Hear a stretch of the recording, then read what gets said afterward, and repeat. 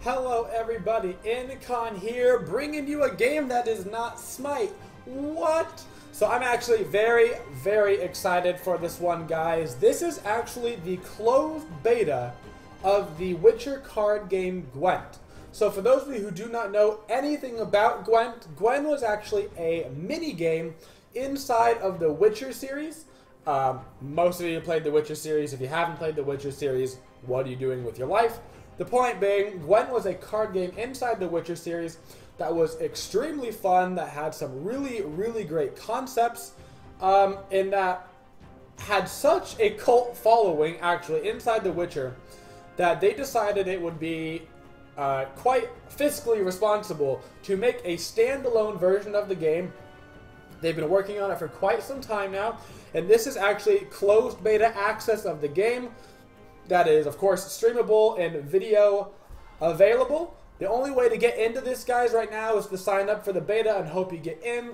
At some point in the future, it will go into open beta. At some point in the future, it will be live. I believe they're looking to launch the game itself in spring, and I believe it will also be free to play with, of course, you know, some card game, paid by card type models. So, what exactly is Gwent? Gwent is a card game based off of winning 3 rounds. We're going to get into a game and I'll kind of show you about it.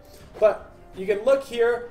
Gwent is very much kind of, think Hearthstone and Magic the Gathering. I actually never played those games.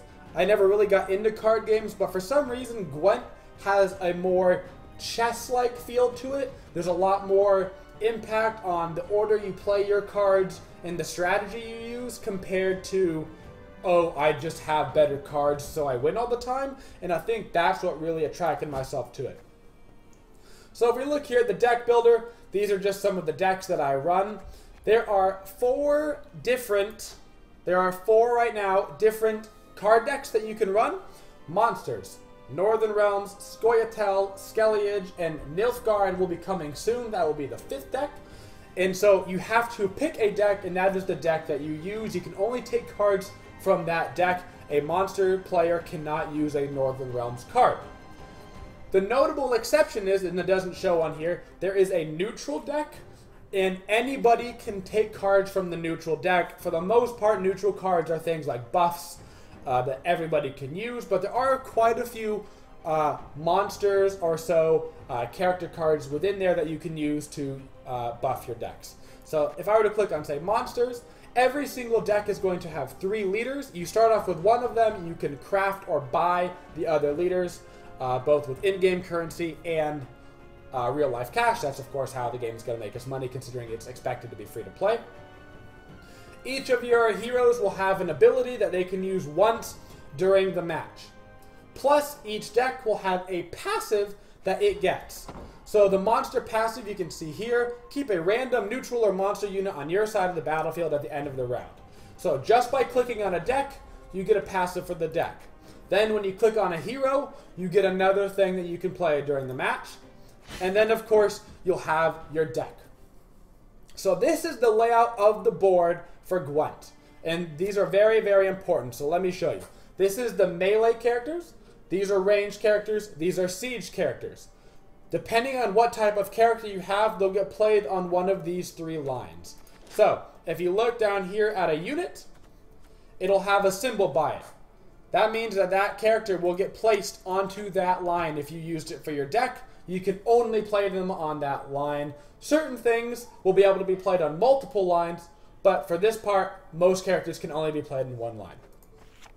The reason why that is important is each one of these lines that you play cards on gives you points. So this character, you can see here at the top, this spider is a 2-point character. So I get 2 points for playing that character, and it's on the range line. Now, a big part about Gwent is that you can affect individual and multiple lines with different effects. So if you played that character right here, this 2-point spider, and then I played something that set all characters in the range row to 1, then that would mean that this character would now only be worth 1 point instead of 2 points, because everybody in that row is now 1 point. So there's a lot of strategy that goes into playing your characters. Do I play it yet? And of course there's cards that say clear that weather effect. So you can clear that effect and your characters will go back up to the normal point value. But all of these cards here are random buffs, attacks, etc. that you can put into your deck. That's some general kind of card stuff, and that's kind of unique to Gwent. Now, what's really important to Gwent is the fact that you cannot just pick every single OP card in the game, and that's what this left-hand side is showing us. It's not a game where you simply go, I bought all the best cards, and I'm going to run all the best cards in my deck, because look at that, I paid more money than you, so I'm a better player than you. Well, that's not how it works. Cards in Gwent are separated by their power. So, in your deck, you can only have 4 gold cards. These are going to be the strongest cards in the game, generically. So I have, look how many gold cards I have right now. But I cannot put all of these in my deck. I can only choose 4. And those 4 that I choose are going to be very important to the strategy that I'm running. As well as silver cards. Silver cards you can have 6 of in your deck. They're basically medium power cards that are going to be more powerful than your regular cards, but typically not as good as your gold cards. You cannot stack up on all these in your deck. You can only use 6. And then the rest of your deck needs to be made up of bronze cards, whether they be buffs, debuffs, units, anything like that, with a minimum of 25 cards and a maximum of 40 cards. A lot of that will come down to your strategy, how many cards you use. For the most part, most people's decks stick around that 25 mark. You want to keep it as low as you can because that way you can more than likely draw your strategy and you don't have to worry about drawing through a bunch of cards that don't directly affect your strategy. So that's the base of what Gwent is and what you're trying to accomplish. And so we'll get ourselves, you know what, I'll show you this really quick. This is the shop. You can buy kegs. These kegs, of course, you can open. And then you open them, you get cards from them. Just like anything like that. But you can get in-game currency for winning matches, for telling your opponent GG, stuff like that. You get this iron. You can use that iron to buy kegs. You can buy pretty easily like 2 or 3 kegs a day just by playing the game for like an hour or 2. So you can burn through and get some more cards for yourself. Every card pack you open, you get 4 cards by default, and then you get to pick 1 of 3 cards as well, so you get 5 cards per keg. Not really that important, but kind of important. So let's get ourselves into a practice game so I can just kind of show you the basic of what Gwent is. And I'll run one of my fun decks. I'll run my Monster Zerg deck because it's just kind of fun to show. So, naivety is a fool's big thing about Gwent, guys. Big thing about Gwent. It is a 3-round game. You must win 2 out of the 3 rounds in order to win, okay? Which means that a big part of Gwent ends up being throwing around to win the match. So losing a battle to win the war. At the start, you're going to draw 11 cards, and you can go ahead and redraw 3 of those cards if you find that you don't have cards that you want. So I don't want multiple Crones in my deck because they summon each other, and I don't want multiple of the Wild Hunters in my deck because just by playing 1, I'll summon all of them. This is actually a terrible draw, by the way. You probably don't know this if you haven't played the closed beta of Gwent, but it's a pretty poor draw. Luckily, I'm against the computer. So you can see that he played one of his Crone cards, which played another Crone card from his deck, because that's its passive. A lot of units will have passives on them that do something. So let's say I played my Wild Hunt Rider. Play all copies of this unit from your deck and immune to frost effects. So a frost effect is a weather effect that you can put on the melee row that sets everything to 1. And in fact, this is a great example. This is a gold unit that summons the frost effect with him, but this unit is not affected by it, so it's no big deal. If you look here at the left-hand side, you can see that he has 26 points, and I have 9 points. He has 14 points on his siege row and 12 points on his melee row. So if I wanted to get more points right now, I have a lot of options to play from my deck. I can play my hero card, which sets the strength of a row to 6. Right now, I can very easily get my cards to 21 strength. And I'm going to do that actually just to show you. If I play this Thunderbolt Potion, it increases the strength of a card by 4, and every card that's identical to it. So it actually buffs all 3 of those units. Any last words? Also, it should be noted that you can see these are gold cards. Gold cards are basically not affected by anything in the game. So he put out a 12-point card right here. You can see the gold border around Geralt. That means that it is not lowered by this frost effect. Just like this card isn't immune to it, not because it's a gold card because it's only a bronze, but because its passive is that it's immune to frost, which is why it gets that. So I can summon a crone, and it's going to summon all 3 of the crones from my deck, giving me 21 points. He summoned his last crone. So the reason why he didn't summon all 3 of his crones is he had 2 crones in his hand and 1 in his deck, and it doesn't summon them from your hand. It only summons them from your deck, which is why I got rid of the extra crone in my hand, because I knew that I could play it from my deck anyway, and I would have been down a card if I did that. Let's see if we can show something. Everything's a 7-pointer, so I don't want to do that. A big part of the game is Commander's Horn. This is an item that increases a lot the power of an individual row. So once again, we come back to rows being a big deal. If I use Commander's Horn on a row, it buffs by double everything on that row, but only on that row. So now all of these are 14, and he's passed his turn. Passing your turn is basically saying, I'm done playing for this round. There's a lot of strategy in passing. A lot of times you will be in the lead, and you'll pass knowing that you'll lose the round, because your opponent will have to play more cards in order to win the round, and if they do so, then you have a large card advantage going into the next 2 rounds, allowing you to win that 2 out of 3 that you need. Because I've already won this round, I can simply pass. Bada bing, bada boom. I win the round, and I'm still even in cards. We talked earlier a little bit about the monster passive. I get to keep 1 card randomly on the field. It happened to choose my 14-point unit. How amazing is that? Alright, next up, I'll show you guys a little bit of this nonsense. This is a very easily counterable strat, but it's a computer. Maybe he won't counter my strat. So I'm going to summon this unit, which is going to summon the rest of them from my deck. He could only bring 1 because I've got another one in my hand.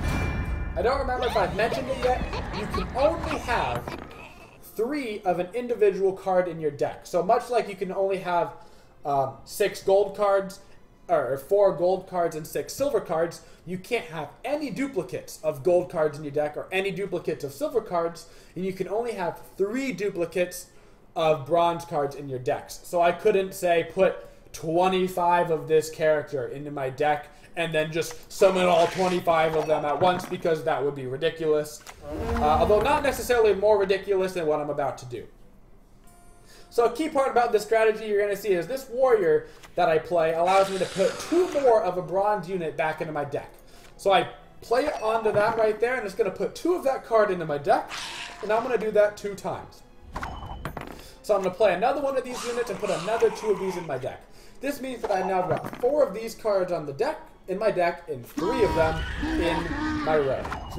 And so what I can do with this particular unit is I can play Monster's Nest, which copies every single one of it on the field and duplicates it, and it will play them all from my deck. So if I play this 1 card, it's going to summon 7 of this particular monster right now. And so you can see how the field has opened up. Now there are a lot of cards to counter this. He could have various damaging cards that just wipe out all those units, but he probably doesn't. So what I can do is I can play another one of these, and it will grab all of these again and multiply the again. This was the very first strategy that I ran in Gwent, because it's super troll, and it's super funny, and it's so easily counterable. It is ridiculous. And any normal player, once you get into the Gwent strategy, will show you how to counter this. But here's the kicker. Here's the kicker. This hero's passive is that he sets the strength of all non-gold units on the row to 6. Well, because these all happen to be 3s, I can use this passive and make all of these 6s. So I just doubled the strength of all these units that I was doubling. You can see now that I'm at 138 points. He's at 61. Even though I've got more cards in my deck, I don't even have to play them if I don't want to. But I'll just show you guys what these cards kind of do. This gold card is extremely strong. It works just exactly like this card, basically. But it also has a point value with it. So if I play this card in this row, it's going to destroy the highest point value card in the opposing row if they have 15 or more points total.